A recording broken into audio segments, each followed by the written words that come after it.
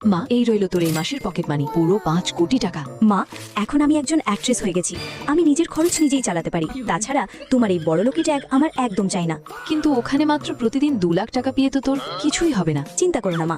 এই মেয়েও না। হর্ষ, অঞ্জলি, মায়ের উপর নজর রেখো, ওর সুরক্ষায় যেন কোনো কমতি না থাকে। জি ম্যাম। সেটে যাওয়ার পর আমি যখন আমার স্ক্রিপ্ট প্রিন্ট করতে যাই, তখনই প্রিন্টার রেগে যায় আর আমি ভয় পেয়ে যাই। ভয় পেও না, কতবার ডিরেক্টর স্যারকে বলেছি যে স্যার একটা নতুন প্রিন্টার কিনে নিন, কিন্তু তুমি তো ওনার কিপটেমি জানোই। হ্যাঁ, থ্যাঙ্কস লাকি। পুরো সেটে তুমি একমাত্র যে আমার এত খেয়াল রাখো। বাহ কিউটি, সকাল সকাল মনটা একদম গার্ডেন গার্ডেন হয়ে গেল। হ্যাঁ লাকি ইয়ার, আমারও 2টো প্রিন্ট আউট বের করা ছিল, প্লিজ একটু বের করে দাও না। আয়নায় নিজের মুখ দেখা কি ছেড়ে দিয়েছো তুমি? অঞ্জলি তো একটা গরিব ঘরের সাধারণ আর মিষ্টি মেয়ে, ওর এই সরলতারই তো আমি দিবা না। তারপর লাঞ্চের সময় লাকির চিকেন লেগ পিস দেখে আমার মুখে জল চলে আসছিল। ইয়ার তুমি লাঞ্চে কি এনেছো? এই জিনসিন খেতে খেতে আমি একদম হাঁপিয়ে উঠেছি। আজ আমি অন্য কিছু চাচ্ছি। আমি জানি তুমি নিজের গরিবি লুকানোর জন্য এই পোলিও আক্রান্ত মূলটাকেও একটা ফ্যান্সি নাম দিচ্ছ। চলো লাঞ্চ এক্সচেঞ্জ করে নি। ঠিক আছে, তাহলে আমি লাকির লেগ পিসটা খাই। লাকি, তোমার লেগ